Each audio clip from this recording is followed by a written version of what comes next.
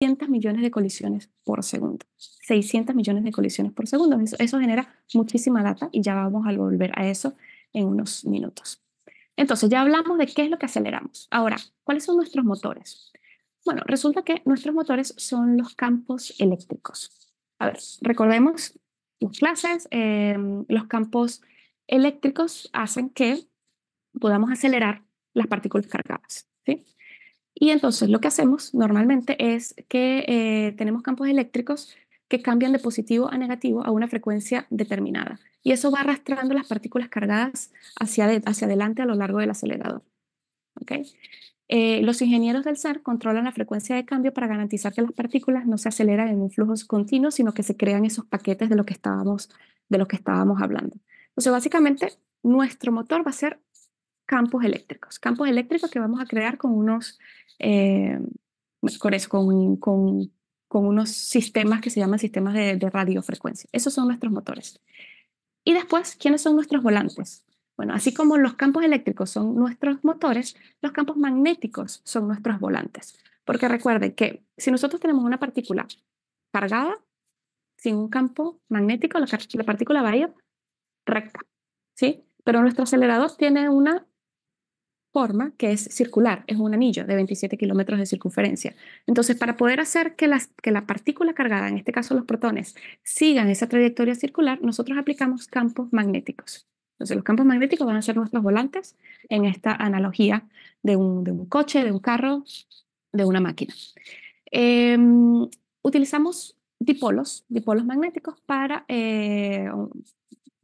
imanes dipolos para desviar la trayectoria del haz de partículas, que de otro modo se desplazaría en línea recta. Cuanto más energía, cuanto más energética sea una partícula, mayor será el campo necesario, porque es más difícil, o sea, se necesita un campo magnético más fuerte como para que pueda seguir esa trayectoria circular. Luego tenemos otro tipo de imanes.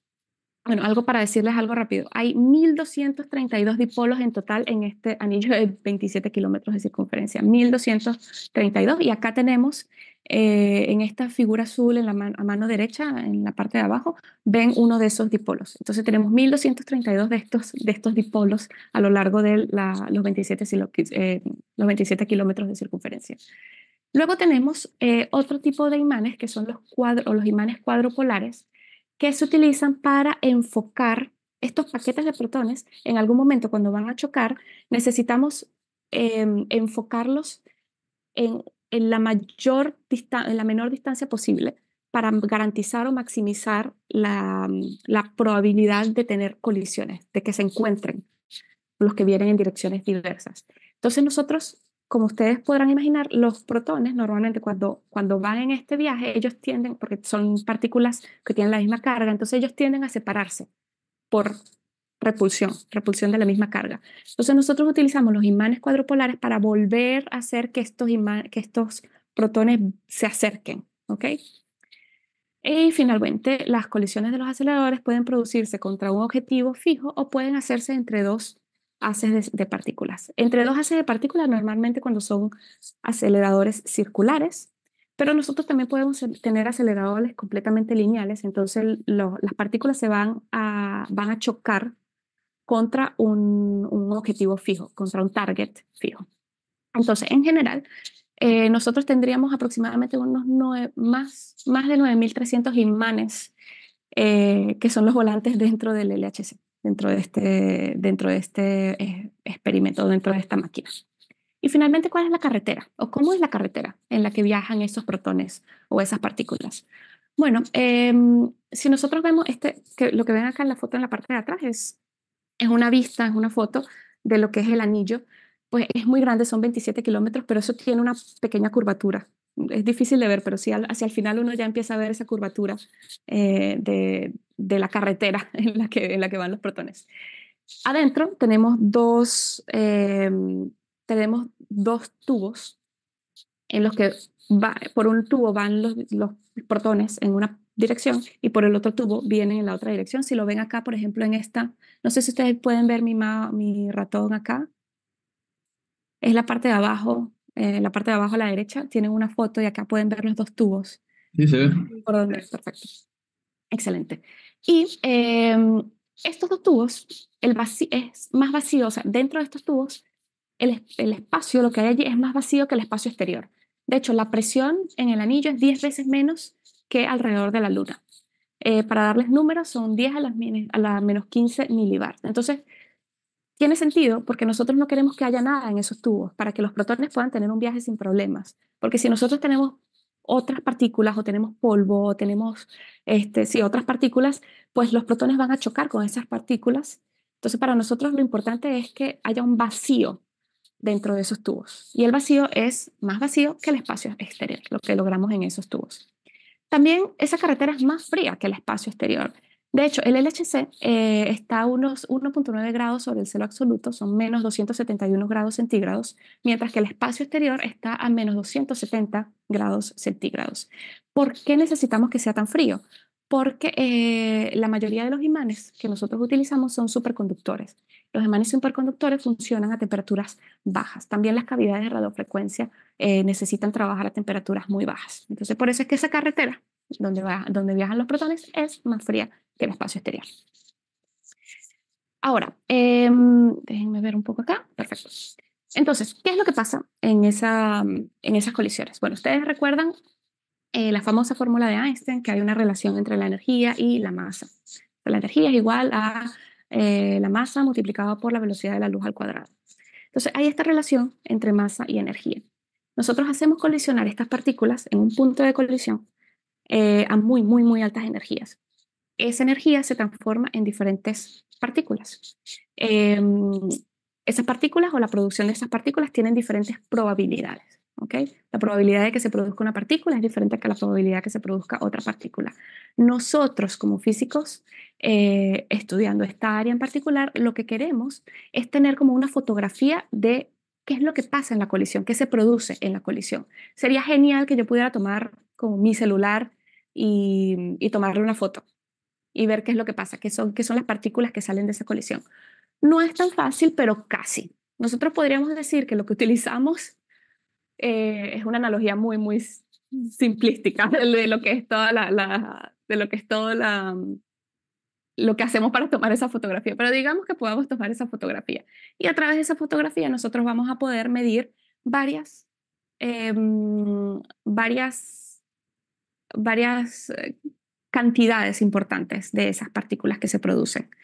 Por ejemplo, la posición, por ejemplo, su energía, por ejemplo, el tiempo, vamos a poder medir su carga y su masa. Vamos a ir un poco dentro de estos conceptos más tarde.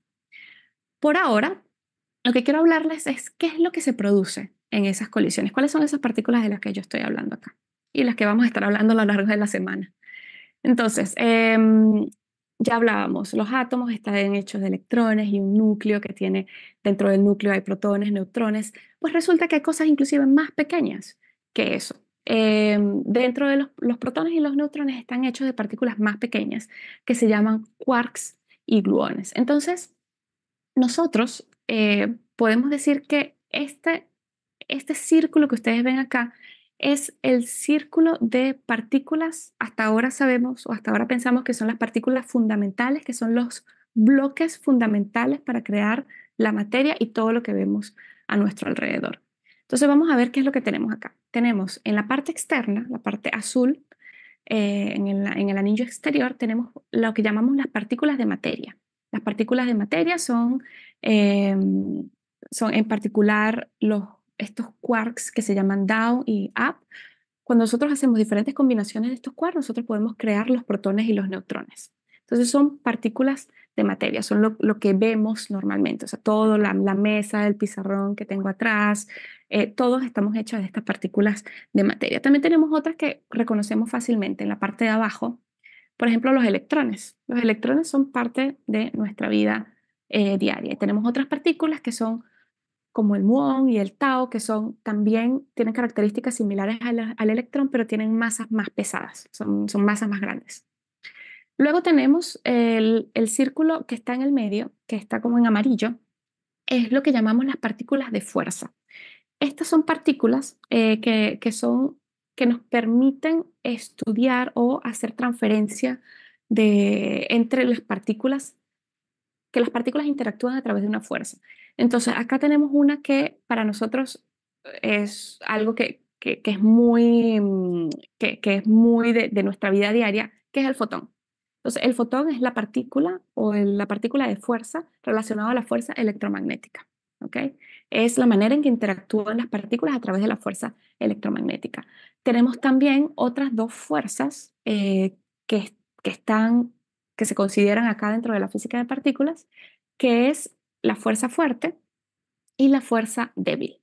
Entonces, la fuerza fuerte está relacionada con por qué el núcleo se mantiene, como una unidad, a pesar de que está hecho de partículas que tienen la misma carga. En principio, partículas de misma carga deberían repelerse, pero no, el núcleo se mantiene como una unidad y eso se debe a una fuerza que se llama la fuerza fuerte, que es mucho más fuerte que la fuerza electromagnética y es por eso que el núcleo se mantiene allí como una unidad sólida. Y después tenemos también la fuerza electrodébil, que está mediada por estos bosones que se ven acá, W y Z. Y la fuerza electrodébil está muy relacionada con los procesos que ocurren en el Sol, eh, que hacen que el Sol nos dé el calor y mantenga la vida en el planeta. Entonces también es una fuerza muy, muy importante para nosotros y para la vida en el planeta. Entonces, qué me está haciendo falta acá? Quiero saber. ¿Qué me hace falta acá? Hemos hablado de partículas, hemos hablado de la fuerza electromagnética, hemos hablado de la fuerza electrodébil, hemos hablado de la fuerza fuerte. ¿Qué me Falta hace la falta? gravedad. Falta la gravedad, ¿verdad? La masa de las partículas. Y la masa de las partículas, interesante. La gravedad también, una fuerza que para nosotros es de la vida diaria. O sea, la manera en que este universo está funcionando se debe a la gravedad.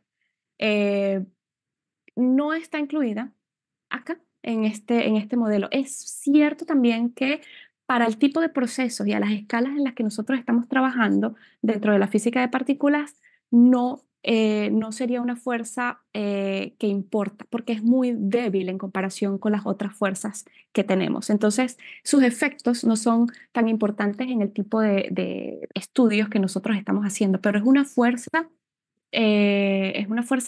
importante en nosotros y nosotros querríamos tener en algún momento un modelo que también incluya la gravedad y la gravitación. Y vamos a volver a eso en un momento. Por ahora, el modelo que nosotros tenemos, que se llama el modelo estándar, y es un modelo que ha sido muy exitoso desde el punto de vista fundamental, disculpen, desde el punto de vista experimental. Este modelo se llama el modelo estándar y vamos a aprender más sobre este modelo en la clase de Luis Iván sobre el bosón de Higgs y en la clase de SUI de antimateria y en la clase de Martín de mañana del modelo estándar en particular. Entonces, Iván les va a hablar sobre el bosón de Higgs. El bosón de Higgs, que lo vemos acá justo en el medio, así que si está en el medio es porque tiene que tener una función bastante importante en todo este cuento que les estoy echando, ¿no? Y en efecto, el bosón de Higgs es la representación experimental o es la manera experimental en la que se comprueba la existencia de algo que se llama el campo de Higgs, que está relacionado con la manera en que las partículas adquieren su masa. En principio, se piensa que este campo se encendió, el campo de Higgs se encendió muy poco después del Big Bang y ha existido, ha estado en el universo desde entonces. Y cuando las partículas interactúan con ese campo, adquieren su masa. Las partículas, no estoy hablando de las partículas, no es lo que da la masa a la mesa, al pizarrón, a nosotros. Esa masa tiene que ver con otras cosas, pero la masa de las partículas fundamentales tiene que ver con la interacción de las partículas con ese campo. Mientras más interactúa una partícula con el campo, más pesada es. ¿Ok? Mientras menos interactúa, es más ligera. Entonces, también en la clase de Iván vamos a hablar sobre el bosón de Higgs. Creo que esa clase es el viernes o el jueves, si recuerdo bien. Y Iván nos va a contar todo sobre cómo se descubrió esa partícula y cómo medimos las propiedades de esa partícula. Así que pendientes de esa clase. Algo rapidito, toda partícula fundamental de las que ustedes ven acá tiene su correspondiente antipartícula, misma masa y carga eléctrica opuesta. Eh, y eso nos completa un poco este zoológico de partículas que tenemos. Entonces hay una larga lista de partículas elementales. Las partículas elementales ya se las mostré aquí, pero también nosotros tenemos partículas compuestas. Tenemos partículas que son mesones, que están hechas de 3 quarks, hay bariones, y están todas las partículas del modelo estándar que ya hablamos. 27 de estas partículas tienen un tiempo de vida lo suficientemente grande como para que nuestros experimentos lo puedan ver. 13 de estas partículas tienen un tiempo de vida que dejan una señal en nuestros detectores. Y de estas 14 partículas restantes, de estas 13 partículas restantes, las más frecuentes son los electrones, los muones, los piones, los fotones. Este son el tipo de partículas que nosotros vamos a ver en estas colisiones. Un detector de partículas es capaz de identificar todas estas 13 partículas, medir su energía y medir su momento. Todas las demás partículas tienen un tiempo de vida que es muy corto. O sea, básicamente esas partículas se producen y de una vez se desintegran, decaen, crean otras partículas a su vez. Entonces, esas partículas son reconstruidas a través de sus desintegraciones. Lo cual es interesante porque, por ejemplo, el bosón de Higgs no es una partícula que se crea y tiene un tiempo de vida largo que nosotros podamos ver el bosón de Higgs en nuestro detector y cómo él va. No, el bosón de Higgs se crea y se desintegra, da lugar a otras partículas. Entonces, por eso es que fue tan difícil también descubrir el bosón de Higgs. El bosón de Higgs fue propuesto en los años 60 por varios grupos, por varios investigadores de manera independiente.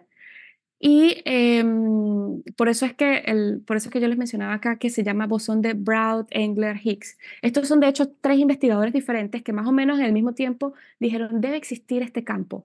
Y este campo le da la masa a las partículas fundamentales. Y yo puedo comprobar que ese campo existe si en algún momento en nuestra vida descubrimos una partícula con tales condiciones. Todos estos 3 señores lo hicieron de manera independiente y por eso es que yo lo llamo aquí bosón de Broad, Engels, Higgs. La mayor parte del tiempo lo llamamos bosón de Higgs, pero de verdad hay mucha gente que llegó más o menos a la misma conclusión alrededor del mismo tiempo. Y fue en los años 60. Pero el bosón de Higgs no fue descubierto sino hasta el 2012. O sea, necesitamos muchísimo desarrollo tecnológico y muchísimos estudios para lograr ver esta partícula por muchas razones. Y una de ellas es porque el bosón de Higgs básicamente decae a otras partículas y su tasa y la producción tiene una probabilidad muy, muy pequeña. Entonces necesitábamos colisionadores con mucha energía, colisionadores que produjeran muchas colisiones, esas 600 millones de colisiones que produce el LHC, por ejemplo, para poder finalmente de una manera estadísticamente convincente, significativa, decir, descubrimos esta nueva partícula. Y bueno, ya Iván nos contará un poco cómo la descubrimos y cómo seguimos midiendo esa partícula después de 10 años del descubrimiento. Los primeros detectores de partículas eran, digamos, eran súper ingeniosos, pero eran sencillos si los comparamos con los que tenemos actualmente. Uno de los primeros fue la cámara de niebla. La cámara de niebla fue inventada em, por Wilson para estudiar la formación de nubes y lluvia inicialmente. La forma básica es que es un entorno cerrado que contiene vapor de agua que está súper enfriado y súper saturado. Entonces, cuando pasa una partícula cargada por allí, él ioniza las moléculas de vapor y alrededor de las partículas de los iones que pasan, creo que hay alguien con el micrófono abierto.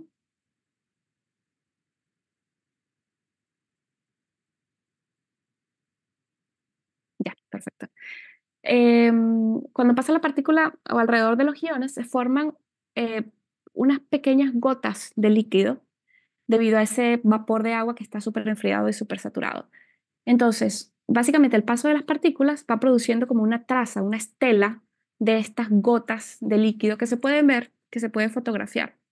Y es un detector de partículas en todo su esplendor. Además, cuando aplicamos un campo magnético, las partículas cargadas se curvan en sentidos opuestos dependiendo del signo de la carga. Entonces, básicamente, la manera en que funcionaba en esa época era realmente casi que tomándole una foto. Y el análisis de los datos que se hacía era viendo foto a foto, que era lo que íbamos obteniendo en esas cámaras de niebla. Bueno, Wilson ganó el premio Nobel en 1927 por la cámara de niebla, Anderson ganó el premio Nobel en 1936 por el descubrimiento del positrón utilizando una cámara de niebla, y esa es la imagen que tienen acá. Esa traza que ven allí es la primera vez que vimos un positrón, que es la antipartícula del electrón. Tenemos otro tipo de detectores de partículas que son que son un poquito más avanzados, que se llaman las cámaras de burbujas. Ellas utilizaban, en vez de vapor de agua, superenfriado y supersaturado, utilizaban hidrógeno líquido. Y de hecho, una de las actividades que vamos a tener esta semana, que va a ser coordinada y guiada por Claudia, va a ser la cámara de burbujas. Entonces, nada, vamos a tener la oportunidad de trabajar con estos, uno de los primeros detectores de partículas. ¿Cuáles fueron las limitaciones de esos primeros detectores? Bueno, solo se pueden detectar unas cuantas partículas por segundo, y después teníamos que mirar fotografía a fotografía para hacer el análisis de esos eventos. Em, complicado, complicado. Entonces, ahora los detectores actuales funcionan de una manera completamente distinta. Son mucho más, son menos, son más complicados, digamos. Utilizamos diferentes tecnologías, utilizamos capas de detectores hechos de distintas tecnologías.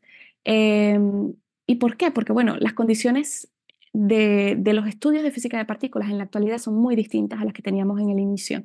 Necesitamos producir muchas colisiones. Ya hablábamos que en el LHC se producen 600 millones de colisiones por segundo. ¿Por qué necesitamos tantas colisiones? Porque hay partículas que no se producen tan fácilmente, que la probabilidad de producirlas es muy baja. Entonces, mientras más colisiones, más probabilidades de producirlas, como fue el bosón de Higgs.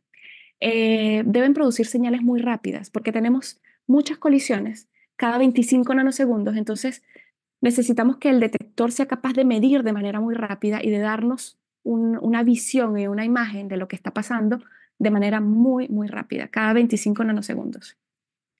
También debe tomar decisiones muy rápidas, decisiones de, bueno, ¿qué hacemos con este evento? ¿Lo guardamos? ¿No lo guardamos? ¿Es importante este evento? ¿No es importante? Y también, bueno, necesitamos eso. Hacer la electrónica tiene que reaccionar de manera muy, muy rápida en los nuevos detectores. Vamos a ver uno de estos detectores de manera rápida. Acá en el LHC, digamos, el LHC son 27 kilómetros de circunferencia, lo tienen allí en la imagen. Hay 4 puntos de colisión. O sea, nosotros no es que colisionamos partículas en cualquier punto del anillo, solamente hacemos colisionar las partículas en 4 puntos, ¿ok? Y en cada punto hay un detector instalado que es nuestra cámara fotográfica, ¿ok?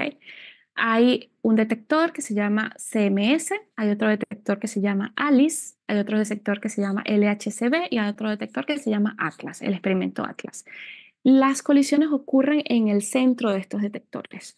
Yo tengo un sesgo muy grande porque, como les mencionaba, hace 12 años que trabajo en Atlas, así que yo les voy a mostrar unas fotos muy lindas de lo que es Atlas y de cómo está funcionando. Em, Podemos discutir más sobre los otros detectores. No soy experta, pero trato de darles la información que tengo. Entonces, el experimento Atlas tiene un gran tamaño. El experimento Atlas es como es un cilindro, eh, y se puede pensar como una cebolla con diferentes capas. Cada capa, cada subdetector, cada capa está hecho de tecnologías distintas para medir propiedades distintas de las partículas. Tenemos un detector interno que mide muy bien las trayectorias de las partículas porque tiene un campo magnético que hace que las partículas se desvíen dependiendo de su carga. Esas medidas de trayectoria me permiten medir el momento transverso de la partícula y me permiten medir la carga de las partículas, porque yo sé el signo de mi campo magnético. Luego tenemos otros detectores que son los calorímetros, que miden la energía. Y luego tenemos otros detectores mucho más grandes que son hechos de manera especial para un tipo de partículas que son los muones. Entonces, ven, es como una cebolla, ¿ok? Cilíndrico. Tiene 20, a ver, tiene 44 metros de longitud y tiene 25 metros de altura. Entonces, es muy grande. Es de gran tamaño. De hecho, es cerca de la mitad del tamaño de la Catedral de Notre Dame en París y pesa lo mismo que la Torre Eiffel en París, para darles una idea de lo grande que es. Eh, yo espero que ustedes en la visita virtual que van a hacer esta semana, que va a estar guiada por Dilia Portillo, lo van a ver porque ahora podemos bajar a la caverna del detector y ver el detector. Así que van a tener esa oportunidad, que a mí siempre me parece una cosa asombrosa, a pesar de haber bajado muchas veces y ver el detector y estar algunos años trabajando con él, siempre me parece una cosa maravillosa que el tamaño que tiene y el hecho de que funcione, dado todo eso lo que les decía, todo cómo funcionan los diferentes subdetectores. Son muchos cables, tantos cables que son lo suficientes para cubrir 5 veces la distancia al Sol, más 6 veces la distancia a la Luna, y más información sobre los detectores, cómo funcionan, cómo interactúan las partículas con el material del detector, porque al final eso es lo que nos va a dejar una señal. Las partículas van a interactuar a través de diferentes formas, de diferentes procesos, en muchos de ellos procesos de ionización, y van a dejar una señal en el detector, y nosotros estos cables nos van a permitir recuperar las señales que dejan en los detectores para poder después procesarlas. Ahora, también son muchos datos, 600 millones de colisiones por segundo se dice fácil, pero son muchísimos, muchísimos datos. Básicamente se producen unas 250 terabytes de información por segundo por cada uno de los detectores, por cada uno de los 4 detectores que tenemos. Si todos los eventos fueran registrados, necesitaríamos almacenar el equivalente a 100.000 CDs por segundo. Yo creo que esta referencia va bien para la gente de mi generación un poco antes, pero tal vez los nuevos profesores y las nuevas generaciones no entienden la referencia de lo que es un CD. Sí que hay que hacer una actualización de esto. Es imposible realmente guardar toda esta información. Es muchísima información. No tenemos la capacidad de espacio de disco de guardar todo esto y de procesarlo. Entonces nosotros tenemos que hacer una selección inicial de eventos que nos consideramos interesantes y esa selección inicial se hace a través de un sistema que se llama el trigger. Es un sistema encargado de seleccionar qué eventos guardar y qué eventos simplemente desechar. Entonces, de esas 600 millones de colisiones por segundo, nosotros solamente terminamos guardando de 200 a 300 colisiones por segundo, lo que equivale a 1.5 CDs por segundo. Igual esto es muchísimo, o sea, en un año el centro de datos del CER almacena 30 petabytes de datos al año. Esta es la cantidad suficiente para llenar cerca de 1.2 millones de discos Blu-ray. Son 250 años continuos de video de alta definición. O sea, imagínense estar viendo Netflix por 250 años. Eso es la cantidad de información que guarda el LHC, los 4 experimentos del LHC en un año. Entonces, cuando estamos hablando del LHC, también hablamos mucho de Big Data. En algún momento, ya hace algunos años, porque bueno, Facebook ha crecido muchísimo, pero en algún momento la data que guardaba el LHC era casi que la mitad de la data que estaba produciendo Facebook al año, para darles una idea. Entonces, estamos hablando de Big Data, Data Analysis, etc. Hablamos de la parte técnica, la parte tecnológica de estos experimentos de los aceleradores y de los colisionadores de partículas, los detectores también. Hablemos un poco del punto de vista humano. A ver, estos detectores son construidos y operados por colaboraciones globales. No hay manera realmente que este tipo de, de detectores, que este tipo de experimentos se haga por un solo país, ni siquiera yo diría o sea, ni siquiera, no por un país, obviamente no por una sola universidad, o sea, ya no es solamente física de partículas, pero en general esa era en que la ciencia se hacía en el pizarrón, en una esquina, solo con tu colega de la oficina. Eso ya no es así, no es solamente en física de partículas. O sea, los retos que nosotros tenemos, los retos globales que tenemos actualmente en física de partículas, en cambio climático, en biodiversidad, son retos que requieren colaboración. Y no solamente desde el punto de vista de recursos y dinero, es colaboración en traer gente que traiga a la mesa perspectivas distintas, que traiga a la mesa maneras de pensar distintas. La colaboración Atlas, que es un caso específico, son alrededor de 3.000 científicos. Un tercio de estos científicos son estudiantes. Entonces, los estudiantes son la columna vertebral de estos experimentos. Son 178 instituciones, 38 países, un objetivo en común. Mucho tenemos desde en la última decena de años, en los últimos 10 años, 12 años, 15 años, las instituciones latinoamericanas han ido ganando mucho peso y visibilidad en estas colaboraciones. Tenemos varias universidades a nivel latinoamericano que participan y lideran y mueven y empujan parte de estos experimentos. Esto implica, o sea, tanta gente, pues obviamente implica mecanismos y acuerdos para poder gestionar los recursos, para poder dividir los gastos, incluyendo infraestructuras de cómputo eh, y organización interna de la manera en que nosotros nos dividimos el trabajo dentro de la colaboración. Bueno, desde el punto de vista humano, esta es la primera vez que tuvimos datos, la primera vez que vimos el haz de protones cruzar el LHC. Algo que, que tal vez no les mencioné, estos experimentos duran años en poder verlos construidos. La primera vez que se habló del experimento Atlas fue al inicio de los 80 y no fue sino hasta el 20 de noviembre del 2009 que vimos por primera vez en el experimento Atlas cruzar el haz de protones. Obviamente, pues la gente estaba muy contenta. Tenemos gente acá que pasó 20 años diseñando, pensando, construyendo este experimento y ver por primera vez los datos dentro de ese experimento, obviamente fue muy emocionante para todos ellos. Yo en ese momento empezaba en Atlas, la verdad fue el momento en que yo empezaba mi doctorado. Empezaba a incursionar en esta área de la física de partículas, pero recuerdo la emoción de la gente en esos años con las primeras colisiones y los primeros datos. Bueno, esto es un día un poco más normal en lo que es la sala de control del experimento Atlas. Bueno, ustedes verán la sala de control en la visita virtual que tendrán a finales de la semana.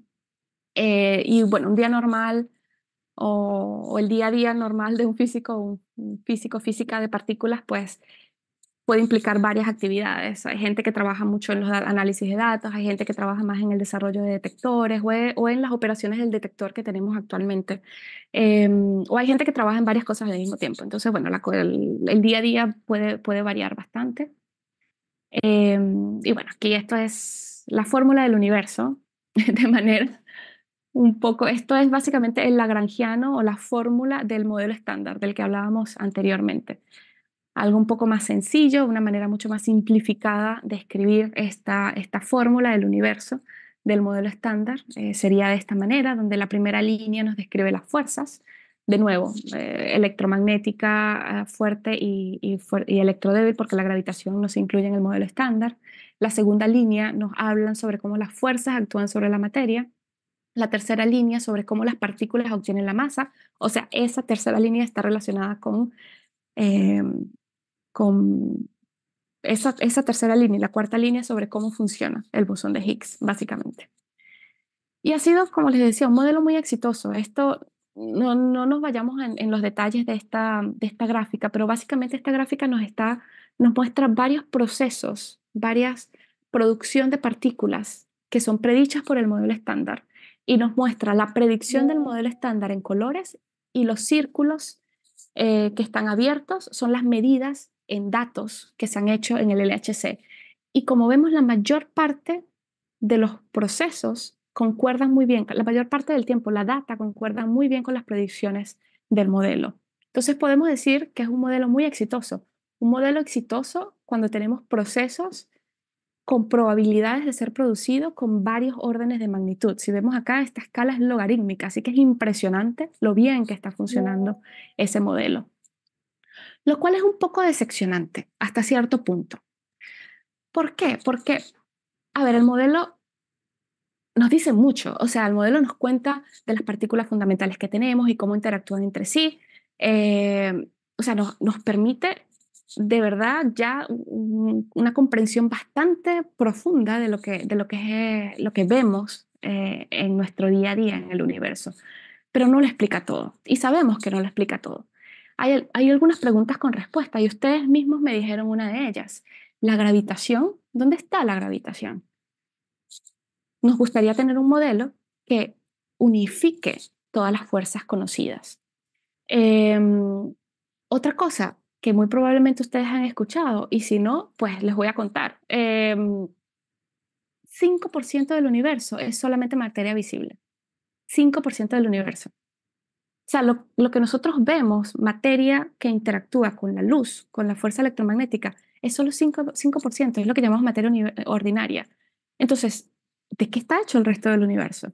Y bueno, le hemos dado algunos nombres que no son tal vez muy creativos, porque como no sabemos como no lo vemos, pues se le llama oscura, porque básicamente pues son cosas que no interactúan con la luz, así que es oscura, no lo vemos. Y no sabemos de qué son, o sea, no sabemos la materia oscura, no tenemos la menor idea hasta ahora de qué está hecha.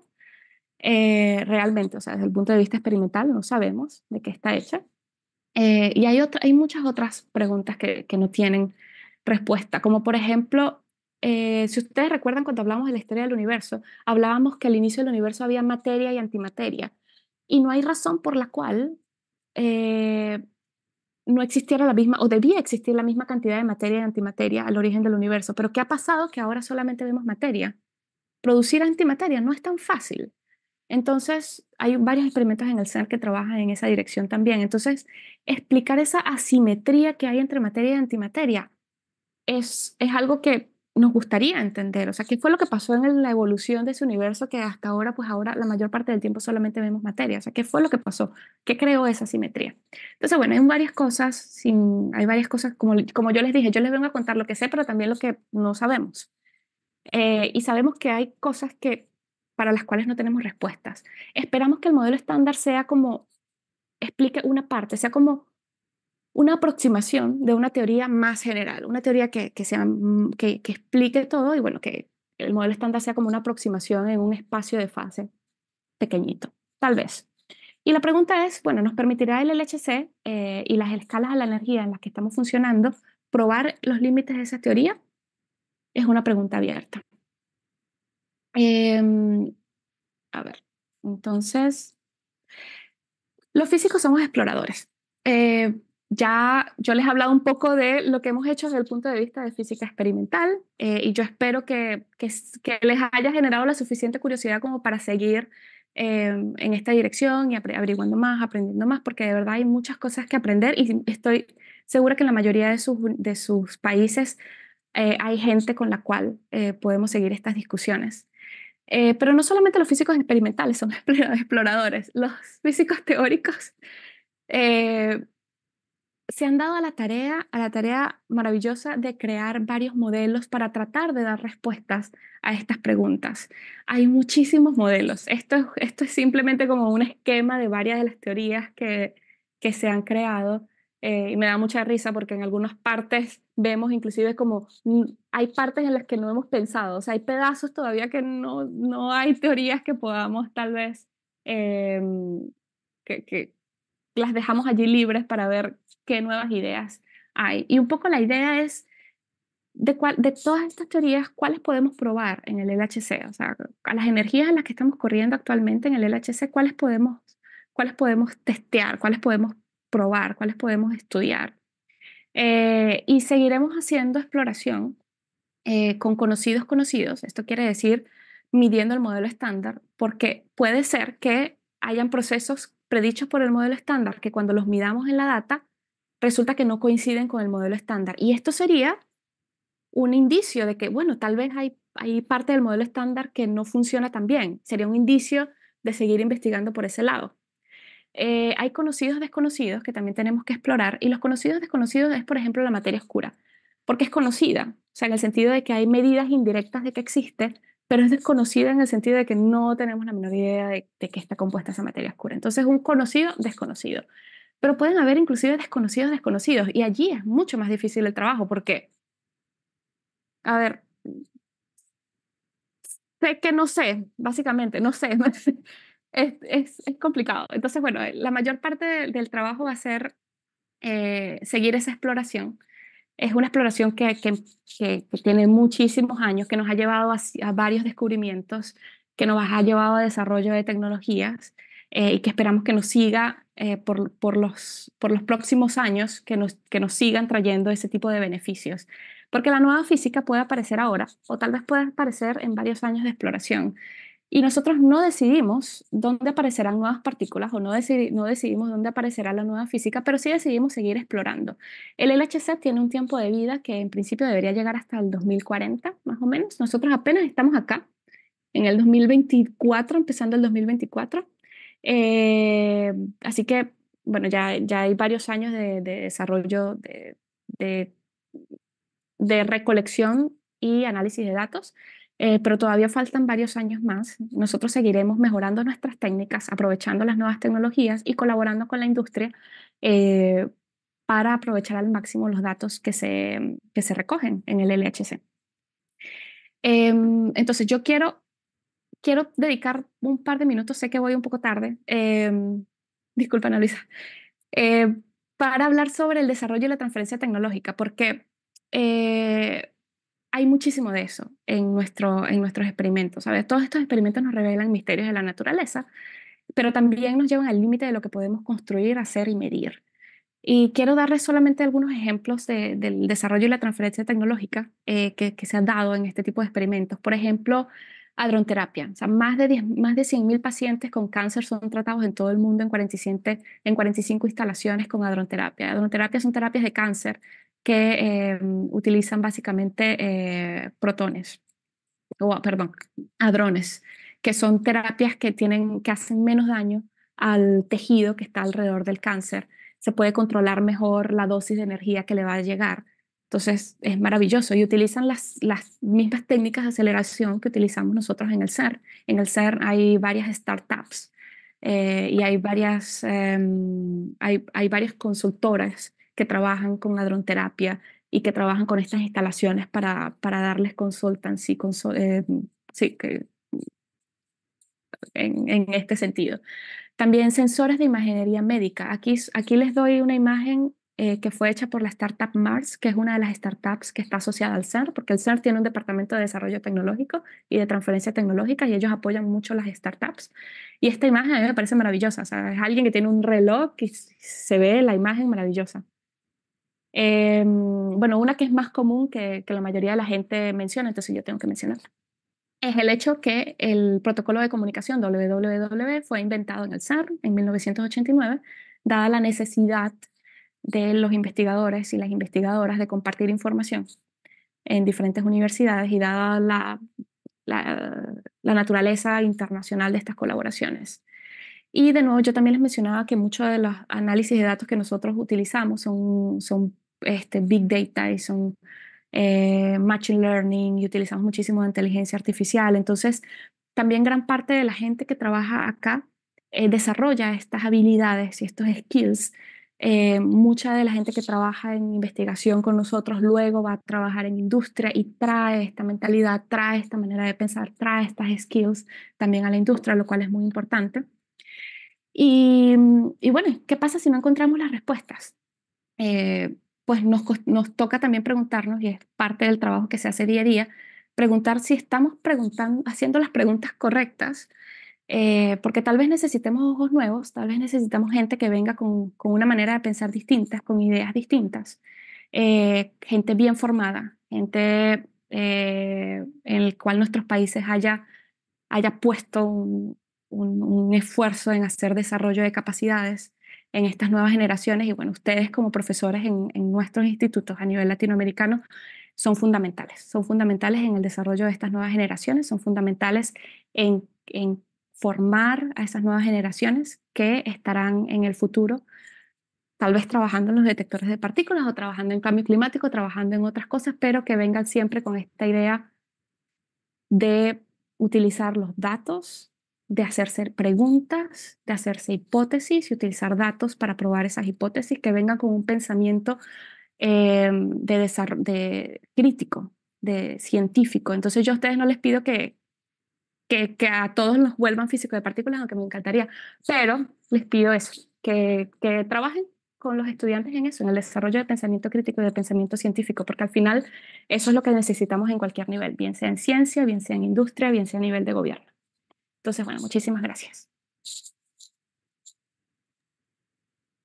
Gracias a ustedes.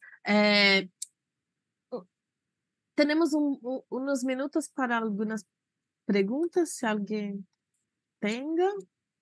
Sí, buenos días, buenas tardes. Yo sí tengo una pregunta ahí sobre qué hacen cuando terminan, o sea, qué hacen con los datos cuando terminan los experimentos. Es decir, si los liberan o hay algún portal donde uno pueda revisar los datos que quedan después de las investigaciones. Es muy buena pregunta. Disculpa, ¿quién está hablando? Leomar Acosta. Ah, Leomar Leomar, Acosta. ok. Leomar, muy buena pregunta. Es, eh, en los últimos años, el CERN y los experimentos asociados al CERN han desarrollado una política sobre la liberación de los datos y el acceso a los datos. Actualmente, la política es la siguiente.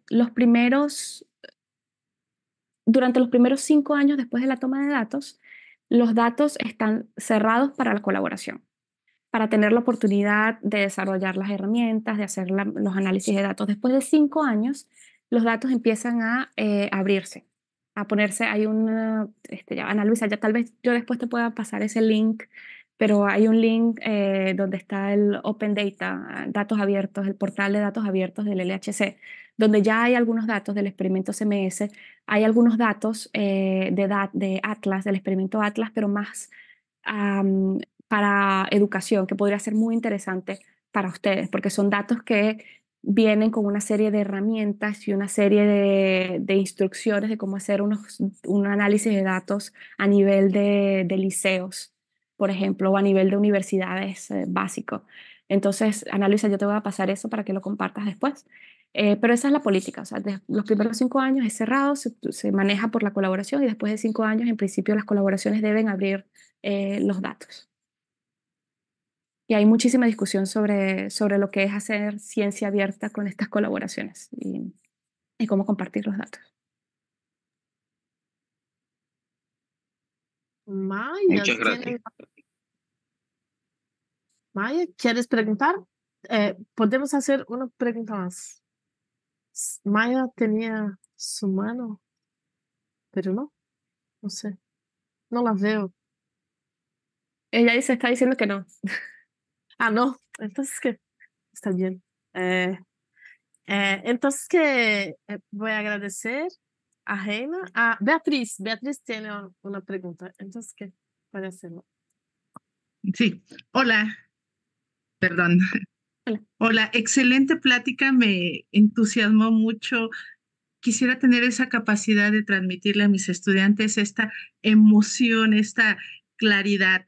Pero bueno, más bien esta es una felicitación y una petición a Ana Luisa, que creo que ya se vio en el chat de que sería excelente tener grabada esta sesión y las posteriores, porque, bueno, yo estoy aquí anotando algunos datos, pero igual se me fueron mucha información. Entonces, ojalá que las próximas podamos tener esta posibilidad. Y nuevamente, doctora Koromoto, muchas felicidades por su presentación. No, gracias a ustedes de verdad por compartir la tarde con nosotros y esa curiosidad, esos ánimos de aprender. Y nosotros aprendemos con ustedes, de verdad. O sea, cada vez que hago este tipo de presentaciones yo aprendo mucho con las preguntas que ustedes nos hacen también. Así que aprovechen esta semana lo máximo para hacer todas las preguntas, curiosidades, todo. Sí. Entonces que Reina, muchas gracias una vez más por su presentación. Fue buenísima. A mí me encantó. Y ahora vamos a hacer la segunda parte del día que, que será hecha por Sui. Entonces, que ahora vamos a empezar las actividades justamente para que nosotros trabajemos con nuestros alumnos en nuestras clases.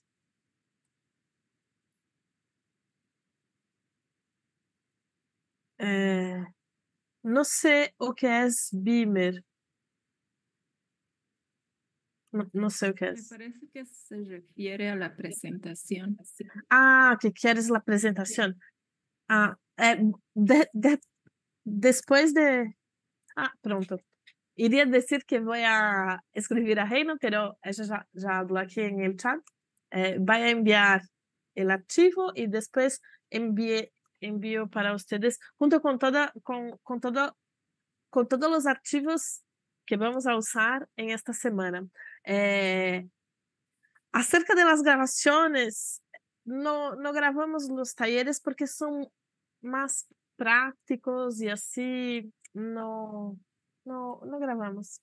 pero podemos pensar acerca de eso en el futuro, ¿sí? Si deberíamos grabar o no, pero hasta ahora no grabamos. Pero voy a pensar sobre eso. Así que ahora vamos a seguir para la segunda parte de la actividad con Sui, que hablará de la antimateria. Es la primera vez que vamos a hacer esa actividad, entonces que estoy muy animada.